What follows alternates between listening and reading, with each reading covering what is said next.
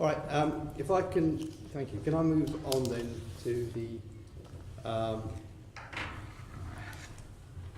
back to Tony. If I can move back to you, Tony, in relation to the trial you did with MobileEye, which is, I think, quite successful and very successful. For doing it yeah. as well. It's very interesting. How did that work for you? I think it gave us a far more measurable result than we ever probably anticipated. So we had just over 60 vehicles fitted with it over a good period of time. So it was about 9 months or so that we ran the trial, and yourself and Caroline saw it in action. So it was a good sample size. We actually increased it during the period to try and include another route that had a high incident rate. So we were trying to get a sort of a decent critical mass of incidents. Now, a horrible thing to say, but we wanted to look at it on routes that actually had a problem, in inverted commas. So in the end, across the whole trial period, across those routes, we saw an excess of a 25% reduction in avoidable collisions. So that's where we've deemed that the driver could have done something differently. This is not necessarily blameworthy, non-blameworthy. It's talking about the driver's actions as a professional driver. Could they have taken a different set of action? Could they have done something to avoid the incident? We also saw a knock-on benefit, which we didn't really expect, actually, of a slightly higher reduction in on-board avoidable incidents. So people on the bus, we had less incidents of people falling over and hurting themselves. So yes, it's hard to argue statistically that it wasn't a success, that it actually had a meaningful outcome. And even if it was only a 10% reduction, it would have been worth doing. So we've now decided of our own volition to actually fit it across our whole fleet. As of yesterday, we had about 100 vehicles already fitted of our 700. Across all of Abellio's fleet in London. We only operate in London. By the end of the year, we'll have all of our 750 vehicles at that time fitted. And we hope, clearly, that we can replicate that across our whole operation. If we get 25% reduction, I shall be deliriously happy. If we got 10, if we got 5, if we saved one serious incident, arguably it'd be worth it. So yes, it was a very successful trial. Yeah, thank you. It's very interesting. Okay, so Stuart, you're the director, aren't you? Why are you refusing to mandate this across all your bus companies? Seeing we're having 25% reduction in injuries on the road, we're having even more reductions on onboard injuries. You're going on virtue signalling around Vision Zero. You've got an answer here, massive reductions in injuries. Why are you not mandating all? So I'll have to defer to Claire, who's the Director of Bus Operations. All right, okay. Well, and you just said, actually, a few seconds ago, that every injury, you feel every injury. Well, here, I can help you save a quarter of the injuries. Absolutely. Why are you not mandating it?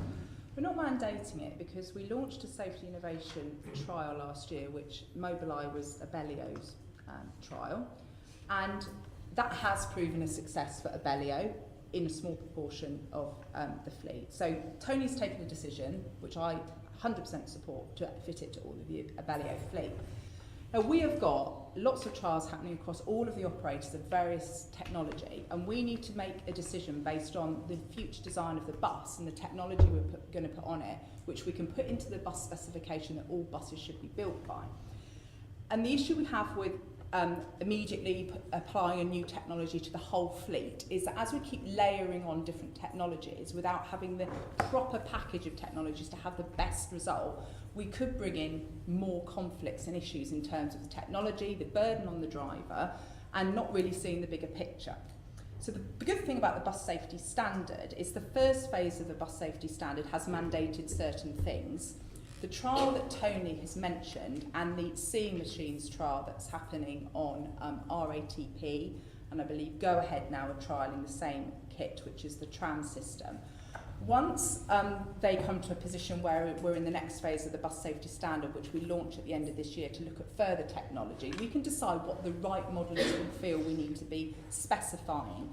Because at the moment, we could end up putting different systems on different vehicles and having too many conflicting systems. Now, Tony's going down that line because it's worked for Abellio. We need to look across the piece and make sure we have the right specifications. So we're not stopping any initiative that's going to reduce injury, but mandating it to every operator or into the specification. We need to do that in a proper, consistent way with the business case underneath it. So we will continue to develop, and that's why things like the interior design is still in development. We know there's an issue. We need to find the right specification rather than going out and fitting different things and finding it didn't work. And I think I would criticise the way we might have done things in the past, where people have come up with an initiative and we've just stuck it on a vehicle and then realised it's perhaps not working. We need a proper programme now, which we've started with the bus safety programme, which is evidence-based, related to injury types, and we fit the right systems according to that. So I'm not saying that we won't go down the line of MobileEye, but at the moment we're not ready to say it's MobileEye for every vehicle. I've got to be affordable as well. Aren't you conflating two issues here? I'm absolutely right that you should do trials and so on as what a future bus might look like, and some of the automatic. I mean, I was in a car myself the other day. A pedestrian was walking across. It's a car that I had. Walking across my front, I thought I'll miss him by a mile. The car didn't think so, and the car just stopped me, which is fine. But that's an expensive thing to retrofit. Whereas the MobileEye product, and I'm not selling MobileEye, there are probably similar products available, is for retrofitting, and you can see a massive reduction in injuries and so on. So yes, of course, you should take the time in deciding what a future bus should look like and whether it's got wrap-round seats and interior design and but that's for a new bus. We're talking about the thousands of buses that are running up and down London, injuring hundreds of people. And here we have a way of getting closer to Vision Zero with very little expense, relatively speaking. Retrofitting the buses that are running now. I don't understand why you don't get that. Because I do get that, but in terms of affordability in the round and the amount of things that we've got on trial, we need to make the right choices. So, for example, we will retrofit blind spot mirrors to all the vehicles as part of the first round of the bus safety standard. We have got 800 vehicles with ISA on them now, and all new vehicles will have that because the technology will be ready.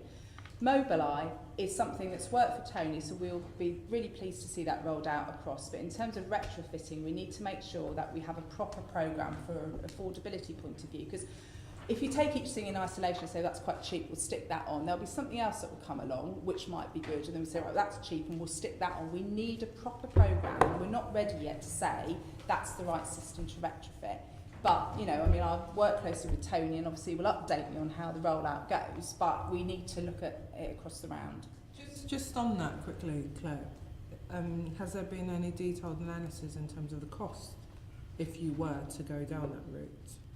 In terms of which route? In terms of Tony's rolling it out across the MobileEye. We haven't investigated retrofitting MobileEye, no, not at this stage. So, yeah, can I ask, Tony, financially, is it worthwhile saving 25% of the injuries? I think our problem is we've built our business case on an assumed reduction in third-party claims costs, so the costs from the people we injure. It is entirely possible that you could save a load of incidents where there was nobody injured. One of the realities is that we get far more people injured on the bus in non-collision scenarios. It's a bit of a punt to look at it in a strict financial sense, I think. We've convinced ourselves it will pay back. Otherwise we wouldn't have done it. But there's a moral argument, clearly. We don't want to go and injure and kill them. You believe on balance? On balance, we think it's a good thing, and that's why we've gone ahead with it. Right. Whether we can replicate the same results across the whole fleet is open to debate at the minute, because we don't know. We haven't got the volume to work with. So there you go, Claire. It's almost zero cost, effectively. I mean, I'm sure you could, for a very small amount of money, you could as make it Tony happen, mentioned, save 25% of the injuries. Okay. well, let's see how the rollout goes. As Tony mentioned, I mean, we need to build strong business cases for requiring different systems on the vehicles, and we need a broader set of data to be able to do that. Right.